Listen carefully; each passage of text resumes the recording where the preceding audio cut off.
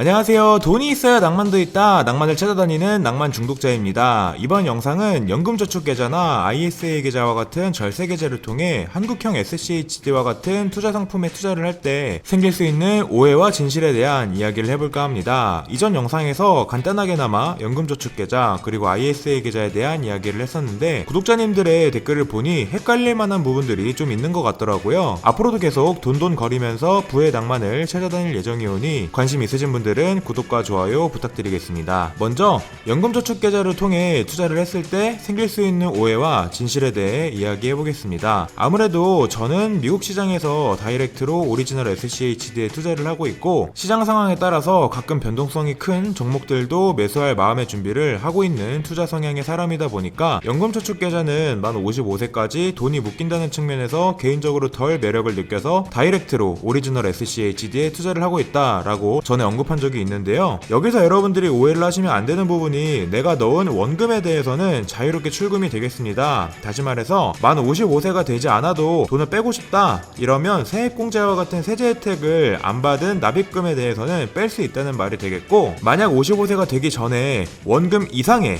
수익금에 대해서 중도 인출을 하고 싶다 그럴 때에도 돈이 묶여서 아예 못 빼는 게 아니라 세금을 내기만 하면 언제든지 중도 인출할 수가 있겠습니다. 이렇게 구독자님들이 남겨주신 의견들 중에서 이거와 관련돼서 하나를 골라서 봐보면 어차피 원금은 내 돈이니까 번 돈에 대해서만 55세까지 갖고 가면 돼서 전액이 아니라 수익금만 남겨놓고 만 55세까지 버티는 것도 되는 거기 때문에 버틸만 하다라는 의견이 있었습니다. 또 다른 구독자님의 의견으로는 만약 이렇게 피치 못할 사정이 생겨서 원금뿐만 아니라 수익금까지 전부 중도 인출을 하더라도 나중에 기타 소득세 16.5% 과세되는 게 어차피 낫다 이런 의견도 있었습니다. 이분이 말씀하시는 건 무슨 말이냐면 일반 계좌로 배당을 받으면 일단 원천징수로 15% 배당 소득세를 일단 따박따박 내게 되잖아요. 이렇게 처음 받는 시점부터 배당 소득세를 내면서 세금이 깎인 금액으로 배당금을 쌓아나가는, 다시 말해서 복리 효과를 이렇게 저해당하는 것보다 연금저축계좌를 통해서 처음 받을 때 원천징수로 배당 소득세가 깎이는 돈이 없이 계속해서 복리로 수익금을 몇십 년 불려나가다가 그 불린 돈으로 인출을 하는 미래 시점에서 피치 못할 사정이 생겨도 16.5%를 내는 게 더 이득이 될 거다라는 의견도 있었습니다. 우리가 이렇게 함께 공부를 해나가는 거니까 다른 구독자님들도 자유롭게 생각을 남겨주시면 더 좋을 것 같고요. 다음으로 ISA 계좌를 통해서 투자를 했을 때 생길 수 있는 오해와 진실에 대한 이야기를 해보겠습니다. 이거와 관련해서는 금융소득 종합과세 대상자와 연관이 있는 내용인데요. ISA 계좌를 만들 수 있는 자격 요건 중에 금융소득 종합과세 대상자는 개설이 불가하다는 내용이 있다는 점을 이전 영상에서 언급을 해드렸습니다. 다시 말해서 이자 수익과 배당 수익이 연 2천만 원이 넘어가게 되면 금융소득 종합과세 대상자가 되는데요. 현재 저는 SCHD에 2억 1천 정도를 넣어두었고 현재 배당 수익률인 3.58%를 곱해보면 세전 751만 원이기 때문에 연간 배당 성장률을 10%라고 가정을 한다면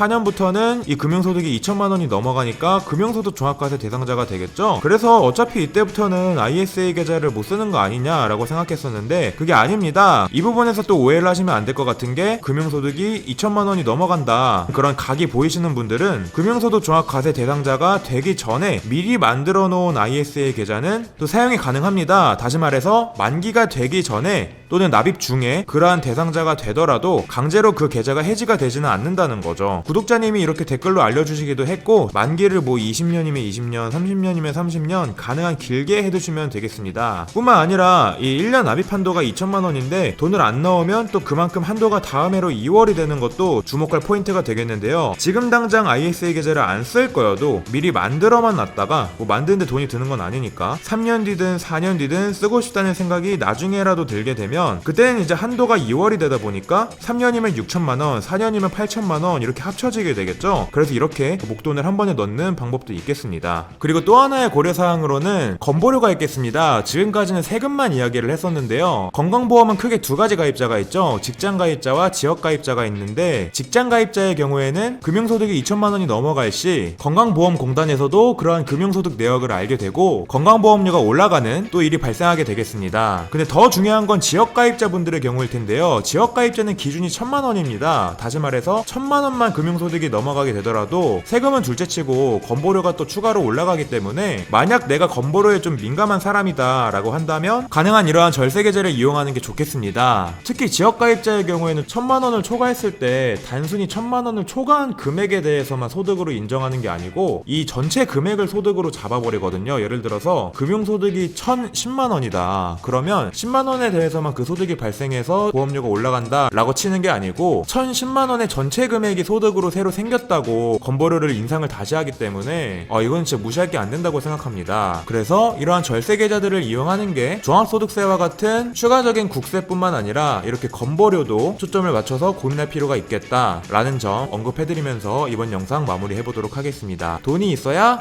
낭만도 있다. 낭만 중독자였습니다. 감사합니다.